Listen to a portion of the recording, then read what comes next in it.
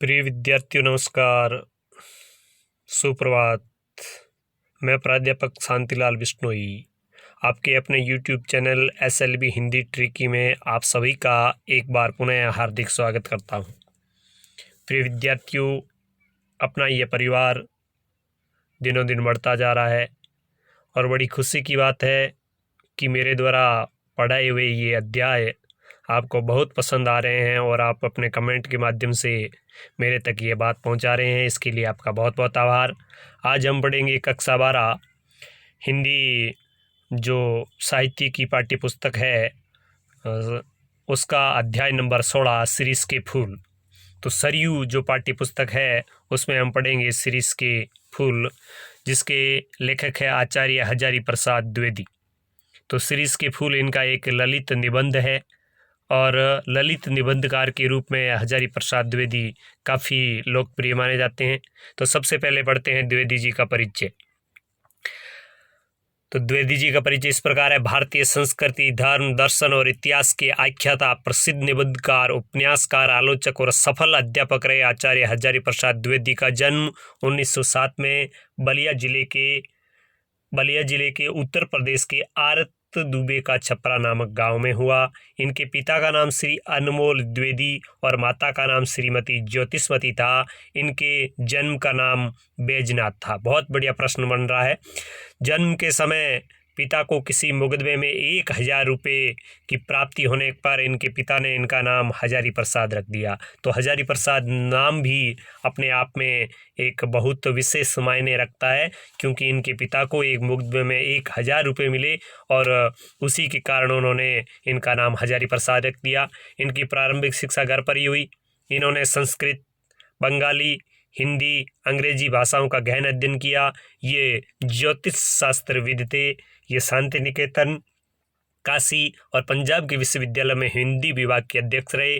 सन 1949 ईस्वी में लखनऊ विश्वविद्यालय से इन्होंने डिलीट की उपाधि है वो प्राप्त की।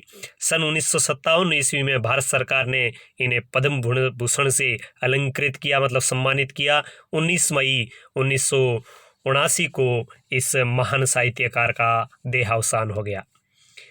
द्विवेदी जी का साहित्य संबंधी दृष्टिकोण अत्यंत व्यापक और उदार है। उनका मानना है कि साहित्य मानव सापेक्ष है। बहुत बढ़िया प्रश्न बन रहा है। द्विवेदी जी का मानना है कि साहित्य मानव सापेक्ष है। मनुष्य को शुद्धता और संकीर्णता से उबार कर सात्विक व्यापक भावभूमि पर प्रतिष्ठित करना साहित्य का लक्ष्य है। बहुत बढ़िया प्रश्न बन रहा है। हजारी प्रसाद द्विवेदी के अनुसार साहित्य का क्या लक्ष्य है? तो हजारी प्रसाद द्विवेदी के अनुसार मनुष्य को शुद्धता और संकीर्णता से उबार कर सात्विक व्यापक भावभूमि पर प्रतिष्ठित करना साहित्य का लक्ष्य है। द्विवेदी जी का कहना है कि मैं साहित्य को मनुष्य की दृष्टि से देखने का पक्षपाती हूँ। बहुत बढ़िया प्रश्न बन रहा है प्रिय विद्यार्थियों। द्विवेदी जी का कहना है कि मैं साहित्य को मनुष्य की दृष्टि से देखने का पक्षपाती हूँ। जो वाकजाल मतलब शब्दों का ताना बाना बुना हुआ जाल, जो वाकजाल मतलब ये साहित्य के लिए शब्द आया है। जो वाकजाल मनुष्य को दुर्गति, हीनता और परमुखापेक्षिता से बचा न सके, जो उसकी आत्मा को तेजोदीप्त न बना सके, जो हृदय को पर दुखातर और संवेदनशील न बना सके, उससे साहित्य कहने में मुझे संकोच होता है। तो बहुत बढ़िया प्रश्न ये अंतरा साहित्य के संबंध में उनके क्या विचार है। द्विवेदी जी ने आलोचना, निबंध, इतिहास, उपन्यास, संस्कृति आदि विविध क्षेत्रों में अपनी साहित्यिक प्रतिभा का परिचय दिया। इनकी प्रमुख रचनाएं इस प्रकार है। निबंध, अशोक के फूल, कल्पलता, विचार और वितर्क, कुटज, विचार प्रवाह, आलोक पर्व, ये इनके निबंध। उपन्यास की बात करें तो बाण भट्ट की आत्मकथा, चारू चंद्रलेख, पुनर्नवा, अनामदास का पोथा। आलोचना और साहित्य इतिहास की बात करें तो सूर साहित्य, कबीर, नाथ संप्रदाय, मध्यकालीन बोध का स्वरूप, कालिदास की लालिती योजना, साहित्य साहचर, साहित्य का धर्म, हिंदी साहित्य की भूमिका, जो इनका इतिहास विषय ग्रंथ है ये, और हिंदी साहित्य का आदिकाल, यह भी इतिहास विषय इनका ग्रंथ है। और हिंदी साहित्य उद्भव और विकास, यह भी इनका हिंदी साहित्य से संबंधित ग्रंथ है। संपादित की बात करें तो नाथ सिद्धों की बानियाँ, संदेश रासक, संक्षिप्त पृथ्वीराज रासो, विश्व भारती, जो शांति निकेतन में इन्होंने पत्रिका का संपादन किया, धर्म और संस्कृति विषयक इनकी रचना प्राचीन भारत के कलात्मक विनोद, मध्यकालीन धर्म साधना और सहज साधना, ये इनके प्रमुख साहित्य की मार्मिक झांकियां हैं। अब इस पाठ में क्या है? पाठ परिचय। पाठ परिचय इस प्रकार है कि प्रस्तुत ललित निबंध। सबसे पहली बात है कि यह निबंध है और निबंधों में किस कोटि का निबंध है? ललित निबंध। तो ललित निबंध शिरीष के फूल लेखक के कल्पलता नामक निबंध संग्रह से लिया गया। कहाँ से लिया गया है? कल्पलता नामक निबंध संग्रह से। आपको व्याख्या में यह प्रश्न पूछा जाता है। यह संदेश प्रधान निबंध है। यह हमें एक संदेश देता है, यह हमें एक प्रेरणा देता है, जिसमें द्विवेदी जी ने आंधी, लू और गर्मी, यानी अपने कहते हैं सर्दी, गर्मी और बरसात, कोई भी मौसम हो, जिसमें द्विवेदी जी ने आंधी, लू और गर्मी की प्रचंडता में अविचलित होकर कोमल पुष्पों का सौंदर्य बिखेरने वाले शिरीष की तुलना अवधूत से करते हुए, फक्कड़ से करते हुए, सन्यासी से करते हुए मनुष्य की अजय जिजीविषा और तुमुल कोलाहल, यानी एक जो उनका जीवन जीने के प्रति जो दृष्टिकोण है, उसका जो मिला जुला उसका जो रवैया है, उसका व्यवहार है। तो अजय जिजीविषा और तुमुल कोलाहल संघर्ष के बीच धैर्यपूर्वक लोक चिंतन हित कर्तव्यशील रहने को महान मानवीय मूल्य के रूप में स्थापित किया है। बहुत बढ़िया प्रश्न बनेगा कि द्विवेदी जी के अनुसार जो जिजीविषा रखता है, जो तुमुल कोलाहल में डूबा रहता है और संघर्ष पूर्वक, धैर्यपूर्वक, लोक चिंतन हित रहकर कर्तव्यशील बना रहता है, सही अर्थ में वही मानव मूल्य है। लेखक ने शिरीष के माध्यम से इस दार्शनिक सत्य को अभिव्यक्त किया है कि मनुष्य को ये समझ लेना चाहिए कि संसार परिवर्तनशील है और परिवर्तन की गति के अनुरूप अपने को ढाल लेना ही अच्छा है। संसार का सत्य यही है कि जो वस्तु एक दिन पल्लवित और पुष्पित हुई है, उसका झड़ना भी निश्चित है। मनुष्य को अनासक्त भाव से जीवन यापन करना चाहिए। अनासक्त, ज़्यादा आसक्ति नहीं रखनी है संसार में, ज़्यादा भोग विषय जो भी साधन है उनमें आसक्ति नहीं रखनी है और अनासक्त भाव से जीवन यापन करना चाहिए। जो जितना अनासक्त हो सका वह उतना ही अधिक समाज के लिए योगदान दे सकता है। बहुत बढ़िया प्रश्न बन रहे हैं यहाँ पे। जो जितना अधिक अनासक्त होगा वह समाज को उतना ही अधिक योगदान देगा। अनासक्ति के साथ साथ फकड़ाना मस्ती भी जरूरी है। कबीर के फकड़ व्यक्तित्व की तुलना अवधूत से करने के बाद वे गांधी को भी इसी श्रेणी में रखते हैं, जिस श्रेणी में वो कबीर को रखते हैं कि कबीर फकड़ थे, मस्ताना थे और अनासक्त थे, उसी प्रकार गांधी जी भी फक्कड़ थे, अवधूत थे और अनासक्त थे और इसीलिए वो समाज का ज़्यादा भला कर सके। उनके अनुसार कालिदास भी अनासक्त कवि थे, इसलिए वे कालजयी हो सके। कालजयी मतलब युगों युगों तक लोग उनको याद रखते हैं। वो मतलब देश, काल और समय सीमा से वो परे हैं, मतलब वो उस समय भी उनके बारे में लोग पढ़ते थे, बीच का समय उसमें भी पढ़ रहे हैं, आज भी लोग पढ़ रहे हैं और आने वाले समय में भी पढ़ेंगे। अब है मूल पाठ।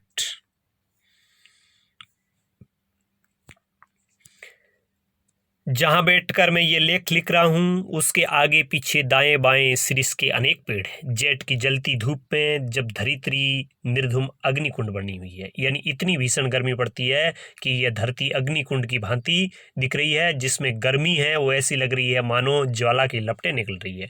शिरीष नीचे से ऊपर तक फूलों से लद गया था। इतने भयंकर गर्मी के मौसम में भी शिरीष फूलों से लदा हुआ है। कम फूल इस प्रकार की गर्मी में फूल सकने की हिम्मत रखते हैं। कर्णिकार यानी जिसका नाम वन चंपा और आर्गवत, जो अमलतास की बात में भूल नहीं रहा हूँ, वे भी आसपास बहुत है, लेकिन शिरीष के साथ आर्गवत की तुलना नहीं की जा सकती। क्यों? क्योंकि वह 15-20 दिन के लिए फूलता है, वसंत ऋतु के पलाश की भांति। जिस प्रकार वसंत ऋतु में पलाश 10-15 दिन के लिए फूलता है, उसी प्रकार ये आर्गवत भी 10-15 दिन के लिए या 15-20 दिन के लिए फूलता है। कबीरदास ने इस तरह 15 दिन के लिए लहक उठना पसंद नहीं था कबीर को, और यह भी क्या, उन्होंने कहा 10 दिन फूले और फिर खंकड़ के खंकड़, यानी कबीर जी क्या कहते हैं, दिन 10 फूला फूली के खंकड़ भया पलाश, यानी 10 दिन का फूलना कोई फूलना नहीं होता है, वह बहुत अच्छा फूलता है वसंत ऋतु में, लेकिन फिर वह खंकड़ का खंकड़ हो जाता है, उसे फूलना नहीं कह सकते। फूल है तो शिरीष।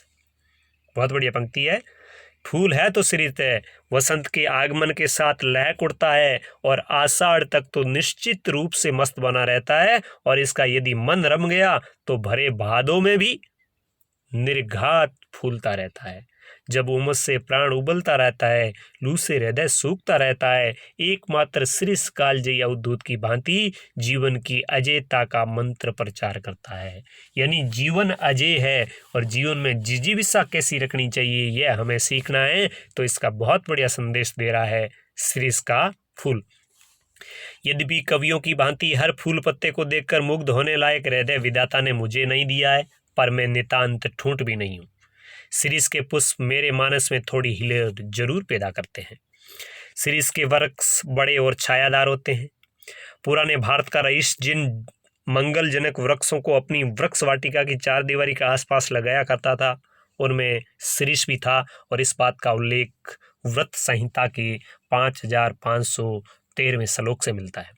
अशोक, अरिष्ट जिसका दूसरा नाम रिठा, पुनाग और शिरीष के छायादार और घन मृषण हरितिमा यानी बहुत घनी छाया देने वाले, घन का अर्थ वैसे बादल भी होते हैं, घन मृषण हरितिमा यानी जिस प्रकार काले घनघोर बादलों का जो रंग होता है, जो उनकी छाया होती है, उसी प्रकार हरियाली से ढका हुआ वृक्ष वाटिका जरूर बड़ी मनोहर दिखती होगी।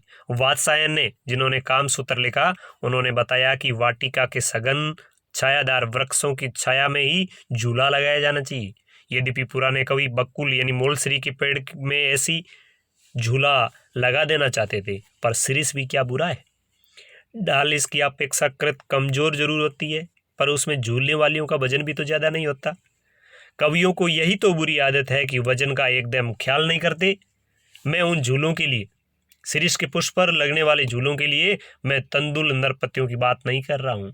जो बड़े बड़े मोटापे से ग्रस्त है, बड़े बड़े पेट वाले हैं, उनकी मैं बात नहीं कर रहा हूँ। वे चाहे तो लोहे का पेड़ लगवा लें, वह भी निश्चित रूप से टूटेगा। तो मेरा कहना है कि झूलने वालियों का वजन भी ज़्यादा नहीं है, तो शिरीष का पेड़ भी कोई ज़्यादा बुरा नहीं है झूला लगाने के लिए। शिरीष का फूल संस्कृत साहित्य में बहुत कोमल माना जाता है। मेरा अनुमान है कि कालिदास ने यह बात शुरू में प्रचारित की होगी। उनका कुछ इस पुष्प पर पक्षपात था और मेरा भी है, मतलब इस पुष्प के साथ संवेदना है। कह गए हैं कि शिरीष का पुष्प केवल भौरों के पदों का कोमल दबाव सहन कर सकता है, पक्षियों का बिल्कुल नहीं। ये बात किसने कही? कालिदास ने। और इसका उल्लेख यहाँ पे कौन कर रहे हैं? हजारी प्रसाद द्विवेदी। वो कह रहे हैं कि कालिदास ने क्या कहा, पदम सहित ब्रह्मस्य पेलवम श्रीष पुष्पम न पुनः पत्रिणाम, यानी भंवरों के कोमल पदों का भार तो पुष्प शिरीष का पुष्प सहन कर सकता है, लेकिन वह और पक्षी है, उनके पैरों का दबाव बिल्कुल सहन नहीं कर सकता। अब मैं इतने बड़े कवि की बात का विरोध कैसे करूं? सिर्फ विरोध करने की हिम्मत न होती तो भी कुछ कम बुरा नहीं था, यहाँ तो विरोध करने की इच्छा भी नहीं है। खैर, दूसरी बात कह रहा था, शिरीष के फूलों की कोमलता देखकर परवर्ती यानी बाद में होने वाले कवियों ने समझा कि उसका सब कुछ कोमल है, लेकिन यह उनकी भूल है। इसके फल इतने मजबूत होते हैं कि नए फूलों के निकल आने पर भी स्थान नहीं छोड़ते। तो यह एक प्रतीकात्मक अर्थ में यहाँ पे दिया है कि जो वर्तमान अपना देश है, देश के अंदर कुछ लोग ऐसे होते हैं, विशेष तौर पर नेता लोग ऐसे होते हैं कि पीछे युवा वर्ग आता है, लेकिन वो अपना स्थान नहीं छोड़ते जब तक कि उनको धक्का मारकर नहीं निकाला जाता। तो वर्तमान जो राजनीतिक परिवेश है और राजनीतिक वातावरण है, राजनीतिक परिदृश्य है, इस शिरीष के पुष्प के माध्यम से उस पर भी कटाक्ष किया है। तो शिरीष के फूलों की कोमलता देखकर परवर्ती कवियों ने समझा कि उसका सब कुछ कोमल है, यह भूल है। इसके फल इतने मजबूत होते हैं कि नए फूलों के निकल आने पर भी स्थान नहीं छोड़ते। जब तक नए फल पत्ते मिलकर धकिया कर उन्हें बाहर नहीं कर देते, तब तक वे डटे रहते हैं। वसंत के आगमन के समय जब सारी वन स्थली पुष्प पत्र से मरमरित होती है, चरमराती है, पत्ते है वो सब पेड़ों के झड़ जाते हैं, शिरीष के पुराने फल बुरी तरह खड़खड़ाते हैं। मुझे इनको देखकर उन नेताओं की याद आ जाती। बहुत बढ़िया पंक्ति देखिए, शिरीष के उन खड़खड़ाते पत्तों को देखकर, जो स्थान छोड़ना नहीं चाहते, उनको देखकर लेखक कह रहा है मुझे उन नेताओं की याद आ जाती है जो किसी प्रकार जमाने का रुख नहीं पहचानते, और जब तक नई पौध उन्हें धक्का मार कर निकाल नहीं देती तब तक वो जमे रहते। तो पाठ की शुरुआत में प्रिय विद्यार्थियों हमने पढ़ा कि हमें जिस प्रकार समय चल रहा है समय के अनुकूल चलते रहना चाहिए। जिस प्रकार समय की नजाकत है, समय क्या चाह रहा है वैसे चलना चाहिए, वरना अपने साथ भी यही होगा कि समय हमें धक्का मार कर निकालेगा।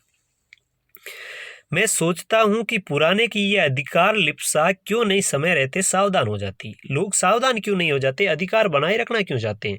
जरा और मृत्यु ये दोनों ही जगत के अति परिचित और अति प्रामाणिक सत्य है। जरा और मृत्यु मतलब बुढ़ापा आएगा, मृत्यु होगी, ये इस संसार के सबसे परिचित और प्रामाणिक सत्य है।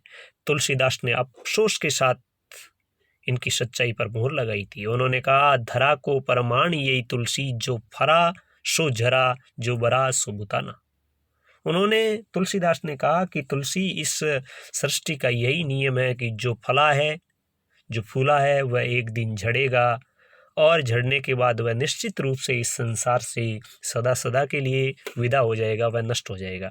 मैं शिरीष के फूलों को देखकर कहता हूँ कि क्यों नहीं फलते ही समझ लेते कि बाबा झड़ना तो निश्चित है। सुनता कौन। महाकाल देवता सपासप कोड़े चला रहे हैं, जीर्ण और दुर्बल झड़ रहे हैं, जिनमें प्राण कस थोड़ा भी उधरमुखी है वे टिक जाते हैं। मतलब जो समय के अनुकूल चलते हैं वो तो काल के कोड़ों से बच जाते हैं, लेकिन जो डटे रहते हैं, सामने डट कर खड़ा होने की कोशिश करते हैं, वो टूट जाते हैं। दुरंत प्राणधारा और सर्वव्यापक काल अग्नि का संघर्ष निरंतर चल रहा है।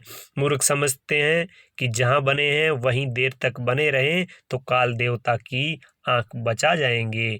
भोले हैं वे, हिलते डुलते रहो, स्थान बदलते रहो, आगे की ओर मुंह किए रहो, तो कोड़ों की मार से बच सकते हो। जमने की कोशिश की कि समझो मरे। एक बार मुझे मालूम होता है कि यह श्रीश एक अद्भुत अवधूत है। बहुत बढ़िया प्रश्न बनेंगे यहाँ से। दुख हो सुख वह हार नहीं मानता, न ऊदों का लेना न मादों का देना। मतलब किसी से कोई सरोकार नहीं रखना। जब धरती और आसमान जलते रहते हैं तब भी ये हजरत करते महाशय न जाने कहाँ से अपने लिए रस खींचते हैं। मौज में 8 याम रहते हैं। याम का अर्थ होता है पैर। एक पैर 3 घंटे का होता है, मतलब 24 घंटों में 8 पैर होते हैं। मौज में 8 याम मस्त रहते हैं। एक वनस्पति शास्त्र ने मुझे बताया कि यह शिरीष उस श्रेणी का पेड़ है जो वायुमंडल से रस खींचता है। कुछ पेड़ होते हैं, बाकी सब पेड़ है वो धरती से रस खींचते हैं, ये वायु से खींचता है। और मेरा मानना है कि जरूर खींचता होगा, नहीं तो भयंकर लू के समय इतने कोपल तंतु जाल ऐसे सुकुमार केसर को कैसे उगा सकता है। अवधूतों के मुंह से ही संसार की सबसे श्रेष्ठ रचनाएं निकली थी। कबीर बहुत कुछ इस सीरीज के समान ही थे, मस्त, बेपरवाह, पर सरस और मादक। बहुत बढ़िया प्रश्न बनेगा कि कबीर और तुलसी की तुलना लेखक ने सीरीज से क्यों की, कालिदास की भी क्यों की, गांधी की क्यों की। कबीर बहुत कुछ इस सीरीज के समान ही थे, मस्त और बेपरवाह, पर सरस और मादक। कालिदास भी जरूर अनासक्त योगी रहे होंगे। सीरीज के फूल के फकड़ाना मस्ती से ही उपज सकते हैं। मेघदूत का काव्य उसी प्रकार के अनासक्त और अनाविल उन्मुक्त हृदय में उमड़ सकता है जो कभी अनासक्त नहीं रह सका। बहुत बढ़िया पंक्ति है, देखिए। जो कभी अनासक्त नहीं रह सका, जो फकड़ नहीं बन सका, जो किए कराए का लेखा जोखा मिलाने में उलझ गया, वह भी क्या कवि है। बहुत बढ़िया प्रश्न है कि लेखक के अनुसार एक सच्चा कवि कौन है। तो लेखक के अनुसार एक सच्चा कवि वह है जो अनासक्त हो, जो फकड़ाना मस्ती से सराबोर हो, जो किए कराए का लेखा जोखा मिलाने में उलझे नहीं, संसार की इस चकाचौंध में न उलझे, वह सही मायने में कवि है। कहते हैं कि कर्नाट राज्य की प्रिया विजिका देवी ने गर्वपूर्वक कहा था कि एक कवि ब्रह्मा थे, दूसरे वाल्मीकि और तीसरे व्यास। बहुत बढ़िया प्रश्न कि कर्नाटक राज्य की प्रिया ने कहा था, जिसका नाम है विजिका देवी, उसने गर्व के साथ कहा था कि मैं एक कवि मानती हूँ ब्रह्मा, दूसरे वाल्मीकि और तीसरे व्यास। एक ने वेदों को दिया, दूसरे ने रामायण और तीसरे ने महाभारत। इसके अतिरिक्त और कोई यदि कवि होने का दावा करे तो मैं कर्नाटक राज्य की प्यारी रानी उसके सिर पर अपना बायां चरण रखती। मतलब उन्होंने 3 के अलावा किसी को और कवि नहीं माना। और उसने क्या कहा, तैसाम मूर्धनि दमामी वाम चरणम कर्नाटक राज प्रिया। मैं जानता हूं कि इस ताने से दुनिया का कोई कवि हारा नहीं है, पर इसका मतलब यह नहीं है कि कोई लजाए नहीं तो उसे डांटा भी न जाए। पर मैं कहता हूँ, कवि बनना है मेरे दोस्तों तो फक्कड़ बनो, सिरिस की मस्ती की ओर देखो। लेकिन अनुभव ने मुझे बताया है कि कोई किसी की सुनता नहीं, और यदि नहीं सुने तो अपना क्या लिया, मरने दो। कालिदास वजन ठीक रख सकते थे, क्योंकि सही सही बात का वो उल्लेख कर सकते थे। वजन ठीक रखना मतलब सही सही बात का उल्लेख करना, उसका स्पष्टीकरण करना। कालिदास वजन ठीक रख सकते थे क्योंकि वे अनासक्त योगी की स्थिर प्रज्ञता और विदग्ध प्रेम का हृदय पा चुके थे। अनासक्त योगी में स्थिर प्रज्ञता होती है और विदग्ध प्रेमी का हृदय भी वो पा चुके थे। कवि होने से क्या होता है, मैं भी छंद बना लेता हूँ, तुक जोड़ लेता हूँ, कालिदास भी छंद बना लेते थे, तुक जोड़ सकते होंगे। इसलिए हम दोनों एक ही श्रेणी के नहीं हो जाते, हम दोनों एक जैसे हो गए। पुराने सहृदय ने किसी ऐसे ही दावेदार को फटकारते हुए कहा था कि वयमपि कवय कवय कवयते कालिदास सत्या, मतलब हम भी कवि है, हम भी कवि है, हम भी कवि है, लेकिन यदि कोई कवि है और कवियों में श्रेष्ठ है तो वह सिर्फ और सिर्फ कालिदास है। मैं तो मुग्ध और विस्मय विमूढ़ होकर कालिदास के एक एक श्लोक को देखकर हैरान हो जाता। अब इस शिरीष के फूल का ही उदाहरण लीजिए। तो कालिदास ने शिरीष के फूल का किस प्रकार वर्णन किया कि शंकुतला बहुत सुंदर थी। सुंदर क्या होने से कोई हो जाता है, देखना चाहिए कि कितने सुंदर हृदय से वह सौंदर्य डुबकी लगाकर निकला है। शंकुतला कालिदास के हृदय से निकली थी। यानी जिस प्रकार शंकुतला का जो सौंदर्य विवरण है, शंकुतला को जितना सुंदरता के साथ पेश किया है, वह कालिदास की कल्पना थी। विधाता की ओर से कोई कार्पण्य नहीं था। कार्पण्य का अर्थ है कंजूसी। यद्यपि शंकुतला सुंदर थी, कवि की ओर से भी कोई कार्पण्य नहीं रहा है। राजा दुष्यंत भी अच्छे भले प्रेमी थे। उन्होंने शंकुतला का एक चित्र बनाया, लेकिन रह रहकर उनका मन खींच उठता और बोलते कहीं कुछ न कुछ छूट गया। बड़ी देर के बाद समझ आया कि शंकुतला के दोनों कानों में राजा दुष्यंत है उस शिरीष पुष्प को देना भूल गए, जिसके केसर गंड स्थल तक लटके हुए थे। और रह गया था क्या, सतचंद्र की किरणों के समान कोमल और शुभ्र मृणाल का हार। कालिदास सौंदर्य के बाह्य आवरण को भेद कर उनके भीतर तक पहुंच सकते थे। दुख हो कि सुख, वे अपना भाव रस उस अनासक्त कृषिवल की भांति खींच लेते थे, जो निर्दलित इक्षुदंड से रस निकाल लेता है। कृषिवल यहाँ पे किसान के लिए भी आ जाता है और कृषिवल यहाँ पर बैल के लिए भी आता है। तो वे उस अनासक्त कृषिवल की भांति खींच लेते थे, जो निर्दलित इक्षुदंड से रस निकाल लेता है। कालिदास महान थे क्योंकि वे अनासक्त रह सके थे। तो पहली शर्त है महान बनने के लिए अनासक्त होना। कुछ इस श्रेणी की अनासक्त आधुनिक हिंदी के कवि सुमित्रानंदन पंत भी है। तो किन किन लेखकों का, साहित्यकारों का लेखक ने उल्लेख किया है। तो कालिदास महान थे क्योंकि वे अनासक्त रह सके थे। कुछ इस श्रेणी की अनासक्त आधुनिक हिंदी के कवि सुमित्रानंदन पंत में है। कविवर रविंद्रनाथ में यह अनासक्ति थी। एक जगह उन्होंने लिखा है कि राजोद्यान का सिंह द्वार कितना ही अभ्रभेदी क्यों न हो, उसकी शिल्प कला कितनी ही सुंदर क्यों न हो, वह यह नहीं कहता कि हम में आकर ही सारा रास्ता समाप्त हो जाता है। तो बहुत बढ़िया पंक्ति है। लेखक के मतानुसार ये पंक्ति किसकी है? ये रविंद्रनाथ की है।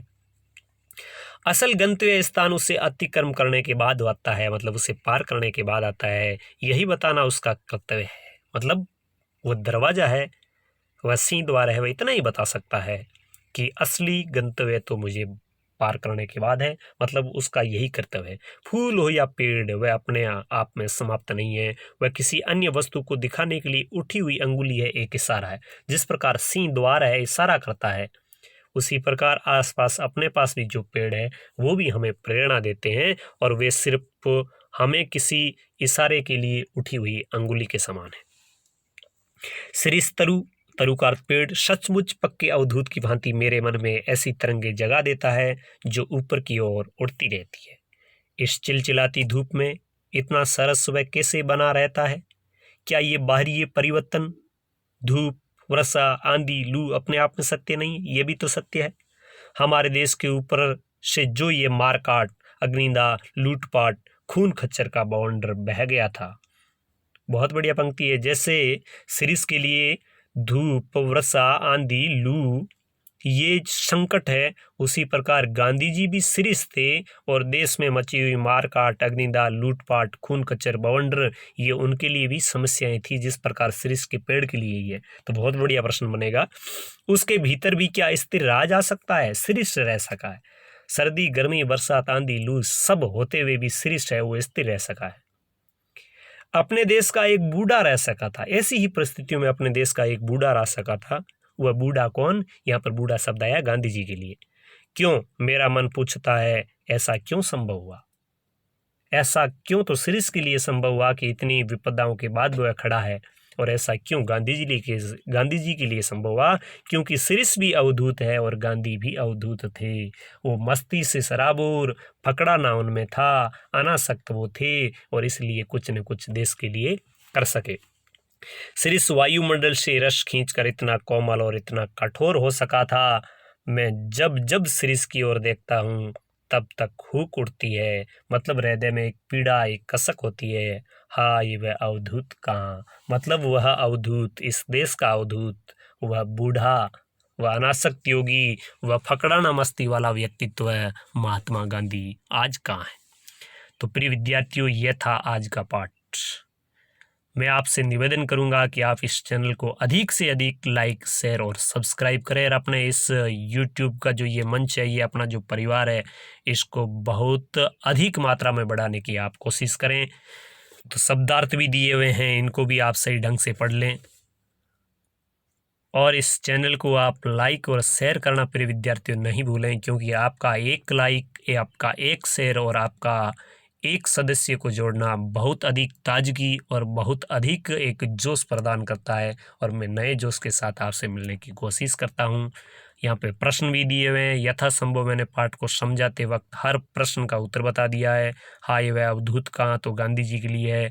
मेघदूत किसकी रचना है? कालिदास की है। सिरिस के फूल निबंध ललित है।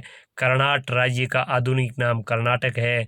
धरित्री निर्धूम अग्निकुंड बनी हुई थी, मतलब चिलचिलाती धूप में धरती अग्निकुंड के समान है। जिस प्रकार अग्निकुंड से लपटें निकलती है, उसी प्रकार भीषण गर्मी से इस पृथ्वी पर लपटें दिखती हुई प्रतीत होती है। सिरिस का फूल संस्कृत साहित्य में बहुत कोमल माना गया है।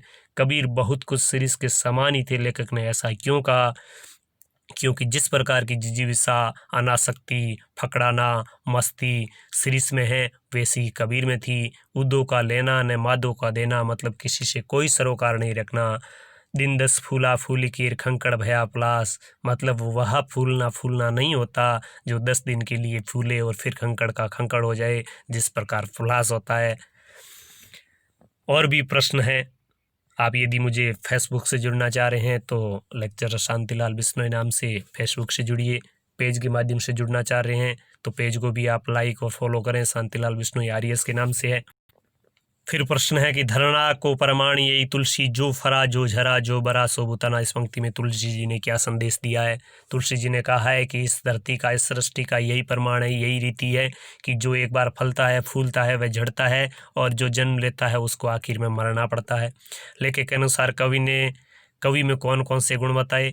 जो धैर्यशाली हो, जो जिजीविषा से युक्त हो, जो अनासक्त हो, जो किए कराए का लेखा जोखा मिलाने में व्यस्त नहीं हो, जो उलझे नहीं, तो वह एक कवि है। लेखक ने सिरिस के फूल को कालजयी अवधूत क्यों कहा? कि वह सर्दी, गर्मी, बरसात, आंधी, तूफान सब में अजय रहता है, जिजीविषा बनाए रखता है, वह किसी भी परिस्थिति में मुरझाता नहीं है और इसीलिए सिरिस को लेखक ने कालजयी कहा।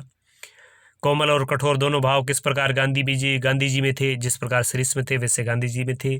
सिरिस के फूल ललित निबंध के माध्यम से द्विवेदी जी ने क्या संदेश दिया है? तो यही इस पाठ का सबसे बढ़िया प्रश्न बन रहा है।